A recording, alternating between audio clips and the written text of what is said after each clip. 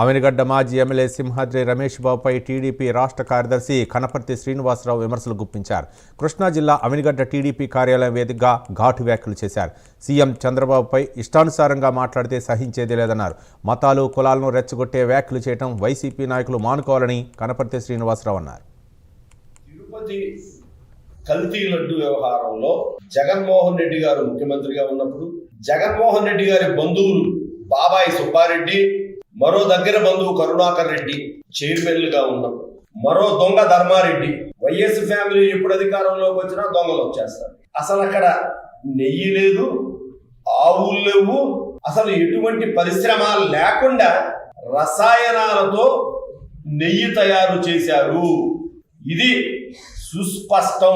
నేను మీకు తెలియజేస్తా ఉన్నా, 2022 నుండి 2024 వరకు తయారు చేసిన లడ్డులో వాడిన రసాయనాలలో లబ్సా, ఇది మోస్ట్ ఇంపార్టెంట్, LABSA లబ్సా అనే యాసిడ్ స్లర్రీ, దీన్ని వాడారని చెప్పేసి సిబిఐ గౌరవ సుప్రీంకోర్టు వారి సలహాతో కేంద్ర రాష్ట్ర ప్రభుత్వాలు నియమించినటువంటి central bureau of investigation team linear alkaline benzene sulphonic acid దీన్ని కలిపారు.